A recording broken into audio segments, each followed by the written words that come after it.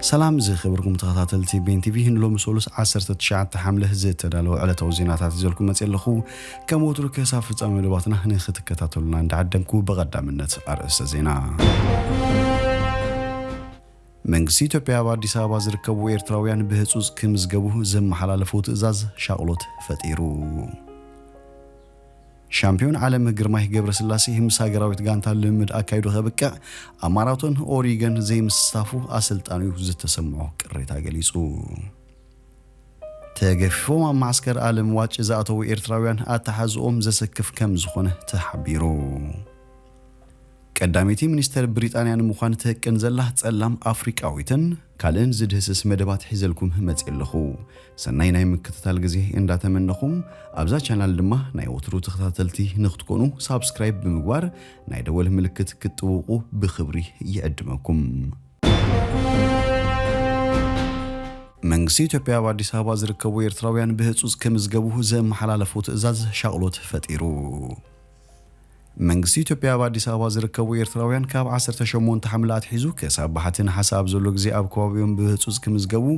ዘመሐላለፉ ትዕዛዝ ኣብ ብዙሓት ሻቅሎት ፈጢሩ ከም ዘሎ ወገለ ወገናት ካብታ ከተማ ሓቢሮም ኣብዚ ዝተጠቕሰ ግዜ ዘይተመዝገቡ ኤርትራውያን ነበርቲ አዲስ አበባ ስጉምቲ ክውሰድ ምዃኑ መንግስቲ አጠንቅቆሎም እንተኾነት ዝውሰድ ስጉምቲ አይተነጸረን እዚ ብሕጋዊ መንገዲ ኣብ ትሕቲ ጽላል ሕብራት ሃገራት ዝተመዝገቡ ስደተኛታት ይኹን ድሕሪት ምዕሰላም ብዝተፈላለየ መንገዲ ናብታ ከተማ ዝኣተው ኤርትራውያን ዘጠቓልል ህጹጽ ጸውዒት ዕላምኡ አይጠቐሰን እንተኾነ ኣብ አዲስ አበባ ጉዳይ ኤርትራውያን ኣዘራራቢ ዛዕባ ኮይኑ ምስ ምህላው መንግስቲ ንምቁጽጻሮም ዝወሰዶ ዘሎ ስጉምቲ ክኸውን ከም ዝኽእል ይግመት ኣብ ዝሓለፈ ሰሙን ካብ ገዳም ሳንዳፋ ማይ ጸሎት ተሓጺቦም ዝምለሱ ዝነበሩ 10 ኤርትራውያን ነበርቲ አዲስ አበባ ኣብ መንገዲ ተዓጊቶም ገሊኦም ኣብ ከባቢ ዳባት ናብ ዝርከብ ማዕስከር ዓለም ዋጭ ከም ዝተወሰዱ ተፈሊጡ እዩ ስደተኛታት ኤርትራ ኣብ ኢትዮጵያ ምስ ዘሎ ዘይርጎ ኩነታት ተሃገር ንዝተፈላለየ ሕሰማት ተቃሊኦም ከም ዘሎ ፍሉጥ እዩ ሓይልታት ጸጥታ ሰበስልጣን ኢሚግሬሽን ተሃገሩን ነዚ ኩነታት ብምዝማዝ ጉዳያት ክነሳል ጠልኩም ብምባል ካብ ኤርትራውያን ግቦ ብምቕባል ልሙድ ተርእዮ ኮይኑ ምህላው በብእዋኑ ዝበጽሕ ዘሎ ሓበሬታ እዩ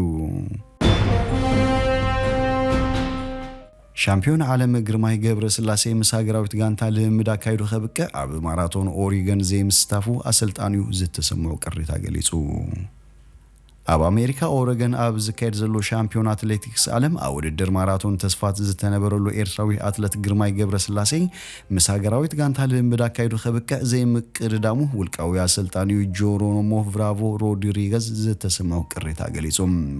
ኣብቲ በሰንበት 17 ሐምለ ዝተካየደ ቅድድም ማራቶን ዝተሳተፉ ሰለስተ ኤርትራውያን አትሌታት ዕቡ አብርሃም ጎይቶም ክፍለን እስቄለ ተወልደን መበል 16 22 ከሙን መበል 24 ደረጃታት በመሐዝዮም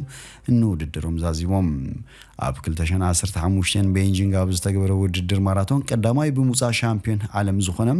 ምኩር ኦሎምፒካዊ አትሌት ግርማይ ገብረስላሴ ኣካል ናይዚ ኣብ ውድድር ማራቶን ዝተኸፍለት ጉጅለ ኮይኑ ልምድ ኳ ከን ተጸንሐም ኣብ መወዳእታ ግና ኣይተሳተፈን እቲ ምኩር አትሌት ካብዚ ኣብ ናይ ደቂ ተባዕትዮን ደቂ ኣንስትዮን ብሓፈሻ 10 ኤርትራውያን ዝሳተፉ ዘሎ መበል 18 ሻምፒዮን አትሌቲክስ ዓለም ኣብ ውዱእ ሰዓታት ዝበخرሉ ምኽንያት አይተፈልጠን ወልቃው አሰልጣኒ ናይዚ ውድድር ማራቶን ኒውዮርክ ቀዳማይ ብምውጻእ ጋማዓውት አቲሩ ዝነበረ አትሌት ኣብ ናይ ብሕታዊ ናይ ፌስቡክ ማህደሩ ኣብ ዝለጠፎ መልእኽቲ ግርማይ ምስ ትርኑዕ ተመክሮን ህሉ ብቃዕቱን ምስታ ንኤርትራ ወኪላ ውድድር ማራቶን ዝቀረበት ጋንታ በዘይ ምክታቱ ዝተሰማው ቅሬታ ገሊጹ ኣብዚ ቅድድም ኢትዮጵያዊ ታምራት ቶላ ክብሮሰን ሻምፒዮን ውድድር ማራቶን ዓለም ብምስባር ተሸላሚ $70,000 አሜሪካ ብምዃኑ ተዓዊቱ ተገፊፎም ኣብ ማዕስከር ዓለም ዋጭ ዝኣተው ኤርትራውያን ኣተሓዝኦም ዘሰክፍ ከም ዝኾነ ተገሊጹ ቀዳም 9 ሐምለ 2022 ኣብ ኢትዮጵያ ከባቢ 160 ኤርትራውያን ካብ ገዳም ሰንዳፋ ማይ ጸሎት ተሓጺቦም እናተመለሱን ከለው በኃይልታት ጸጥታ ኢትዮጵያ ተታሒዞም ኣብ ዳባት ክልል ኣምሓራ ኣብ ዝርከብ ማዕስከር ዓለም ዋጭ ከም ዝተወሰዱ ነገር ጸኒሐዮም ካብቶም ተታሒዞም ዝጸንሑ ነጋድያን ዝተወሰኑት ማለት ክፍትሑን ከለው እቶም ተፈቲሖም ዝተባሃሉ ብዙሖም 22 ኮይኑ እቶም 17 ኤርትራውያን እቶም ዝተረፉ 5 ድማ ኢትዮጵያውያን ምዃኖም ምንጭታት ሓቢሮም እዞም ሰባት ማሊ ድሕሪ ቀትሪ ካብቲ معسكر وصيوم ام باغيرغوس اب ዝተባለ ቦታ ከም ዝሓደሩን ካብኡ ብዕጡቃት ፖሊስ ሓለፍቲ ዝተካል ስደተኛታት ኢትዮጵያን ኣራን ተዓጅቦም ናብ ባህር ዳር ከም ዘቕንዑ ተረጋጊጹሎም ከሳብ ሕጂ ናጻ ተባሂሎም ናብ ስድራ ቤቶም ዘይከድሉ ምኽንያት ግን ዛጊት ኣይትፈልጠን ዘሎም እቶም ዝተረፉ ካብ ኣሻቓሊ ኩነታት ከም ዘሎ ተረጋጊጹ ናይ ሕጂ ግዳያትን ባራትን እቲ ማዕስከር ከም ዝገለጹ ድሕሪ ብዙሕ ጭንቀትን ስምዕታን ዝተወሰኑ ፓስፖርትን ዜግነትን ወፃን ዘለዎምን ሰባት መጽኦም ይበሃል እምበር እቶም ዝበዝሑ ቆልዑን ሽማግለታትን ኣብ ርእሱን ስነኣእምሮዊ ሕማም ዘለዎምን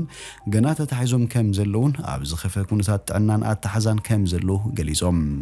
እዞም ቆልዑ ሰበይቲ ዝርከቦም ካብ ወጻኢ ሃገር ንስድራ ቤቶም ክበጽሑ ዝመጹን ኣብ ኢትዮጵያ መንበር ፋር ዘለዎም ኤርትራውያን ካብ ጸበል ኣብ ዝምለሱሉ ዝነበሩ እዋን ሃንደበት ተታሒዞም እዮም ብግዲ ናብ ማዕስከር ዝተወሲዶም ኣብኡ ምስኣቱ ከም እሱራት ተታሒዞም ከም ዝጸንሑ እቶም ግዳያት ይገልጹ ኣብቲ ማዕስከር ከም ዝምስከሮ እቶም ስደተኛታት መብዛሕትኦም ኣብ ኢትዮጵያ ሕጋዊ መንበር ፋር ዘለዎምን ንጸበል ማይጨሎት ኢሎም ካብ ወጻኢ ሃገር ዝመጹን ገለ ሂደት ድማ ካብ ማዕስከር ዝወጹን ወረቐት ዘይጸንሑምን እዮም ንሶም ከም ዝብልዎ እቲ ማዕስከር ኣብ ኣዝዩ ሕማቕን ዘይምቹን ቦታ ስለ ዝተደኮነ ብማይ ክረምቲ ብጭቃ ዝተዋሕጠም ንኽትንቀሳቐሰሉ ዘይኽእል ኣብ ርእሲ ምዃኑ ሞጀሌ ዝበሃሉ ሓሳኹን ከም ዘለዎ ብምግላጽ ናብ ከምዚ ዝበለ ነቲ ስደተኛታት ብቐንዱን ዘይምቹ ዝጽንሐ ቦታ እዮም ኣምጺኦሞ ክብል ይገልጹ ካብቶም ተታሒዞም ናብቲ ቦታ ዝኣተው ኣደ ሰለስተ ቆልዑትን ነፍሲ ወከፍን ምዃና ዝገለጸት ሓንቲ ኤርትራዊት ብጠቕላላ ብዙሖም ልዕሊ 160 ከም ዝኾኑ ብምግላጽ ኣብ ለጋጠፎ ዝበሃል ከባቢ ኣዲስ ኣበባ ሒዞም ከም ዘምጽኦም ትገልጽ ኣቕዲሞም ኣብ ቤት ማእሰርቲ ጣፉን ሰለስተ መዓልቲ ኣሲሮምና ነይሮም ብድሕሪኦም ናብ ዘምጽኦምና ኢላ ብምግላጽ ምስ በዓል ቤታ ናብቲ ሃይማኖታዊ ጽምብል ከም ዝኸደትን በቶም ትሕቲ 6 ዓመት ዝዕድሚኦም ምስ ጎረቤት ዝሓደገቶም ሰለስተ ቆልዑን ዝተሰማዕ ሻውሎት ትዛረብ ንሳውሲኻ ኣብ ኢትዮጵያ ሕጋዊ ነባሪት ምዃናን ፓስፖርት ኤርትራ ከም ዘለዋን ብምግላጽ ምኽንያት መእሰሪዮም ከም ዘይትፈልጥ ትሕብር ካብ አንጎላ ከም ዝመጽእ ዝገልጽ ዮናታን ዝተባለ ኤርትራውን ስለምንታይ ከም ዝሓዝቦ ዋላ ሓደ ነገር ከም ዘይፈልጥ ይገልጽ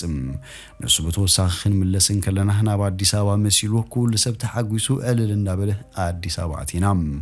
ኣብ ሱሉልታ ዝበሃል ቦታ ምስ በጽሐና ግን ኩሉ ሰብ ወሪዱ ናብዚ ማዕስከር ምዃኑ ምስ ፈለጠም ወይሉ ኣይንቀሳቐስን ኢሎም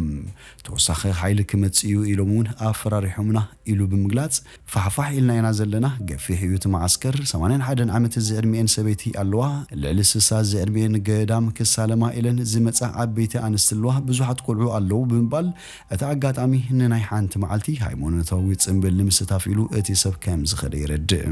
ካብኣቶም ሰለሞን ዝተባሃለውን ብወገኑ ኣባይ ባስ ብዝተባሃለ ሰለስተ ኣውቶቡሳት ብዕጡቃት ፖሊስ ኣሰንዮም ናብቲ ማዕስከር ከም ዘእትዎም ብምግላጽ እቶም ግዲ ዝተሓዙ ሰባት ካብ ዝተፈላለዩ ሃገራት ካብ ካናዳ ኣሜሪካ ሆላንድ ጀርመን ሱዳን ዩጋንዳን አንጎላን ካልእን ከምኡን ኣብ አዲስ አበባ ነባርነት ዘለዎምን ምዃኖም ገሊኡ ድማ ማዕስከራቱ ዘይፈልጥ ወረቐት ስደተኛ ዘይብሉን ምዃኑ ይረድእ ካብ ሱዳን ከም ዝመጽእ ዝገልጽ ኣርዓዶም ዝተባሃለ ብወገኑ ዝምለሰሉ መዓልቲ ድሮ ከም ዝሓለፉ ብምግላጽ ቅድሚ 3 መዓልቲ ይኽምለስ ዝግባእን ኢሉ እቲ ዝኸውን ዘሎ ሕንፍሽፍሽ ዝበለን ተሓታቲው ዘይፍለጥን ጉዳይ ሚስጥሩ እንታይ ምዃኑ ክርዶ ከም ዘይካለ ይዛረብ ነቲ ኣብኡ ዝጸንሖም ኩነታት ብምግላጽ ድማ ኣብዚ መጺናውን ቅድመና ካብ ማዕስከራት ትግራይ ዝመጹ ሓንቲ ዝረኸቡ ስደተኛታት ኣለዎም ኣብ መሬት ዝድቅሱ ብቁርን ሰዓልን ዝሳቕዩ ህፃውንቲ ሕማቕ ንረለና ብምባል ንናይ ማዕስከር ሕማቕ ኩነታት እናስካሕከሐ ይገልጽ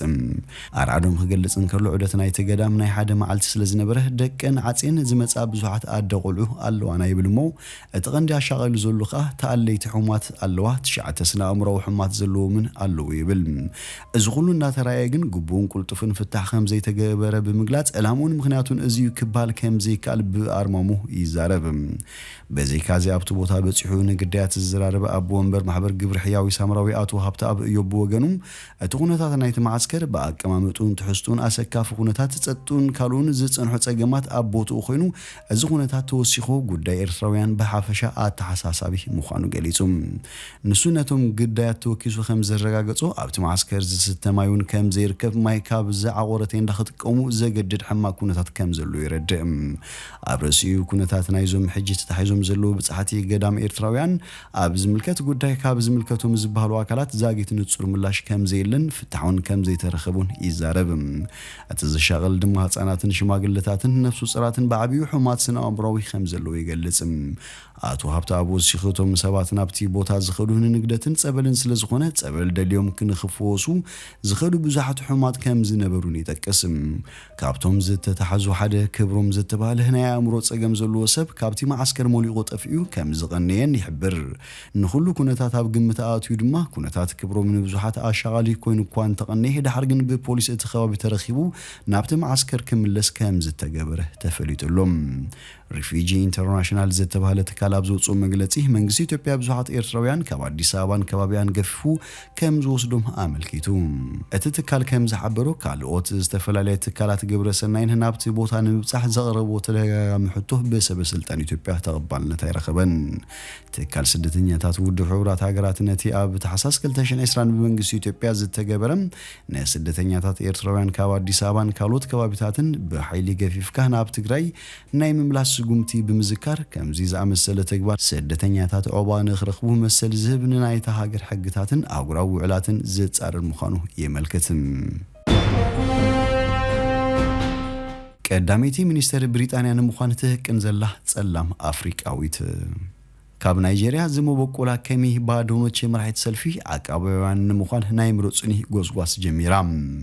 ከሚ ባዶኖች ንቦሪስ ጆንሰን ንምትካብ ዝግበር ዘሎ ሳልሳይ ዙርያ ውድድር ምስ ቀዳሞት 4 ክስራዕ ናይ ብዙሓት ትጽቢት ኣይነበረን ጓል 42 ከሚ ባዶኖች ሚኒስተር ማዕርነት ዝነበረት ያም ኣብ ዊምበልደን ደቡብ ለንደን ካብ ናይጄሪያውያን ወለዲ ዝተወልደት ከሚ ኣብቲ ኣድያ ፕሮፌሰር ኮይና ትምህርሉ ዝነበረት ናይጄሪያውን ኣሜሪካንዩ ኣብያም ጓል 16 ዓመት ምስ ኮነት ናብ ብሪጣንያ ብምምላስ ከዓ ጎኒ ናይ ዝለዓለ ትምህርታ ኣብ ማክዶናልድ ተሰርሕ ነይራ ካብ ዩኒቨርሲቲ ሳክሰስ ብዓውዲ ኮምፒውተር ሲስተም ብዲግሪ ምስተመረቐት ኣብ ናይ ሓደ ግሊ ባንኪ ምክትል ዳይሬክተር ኮይና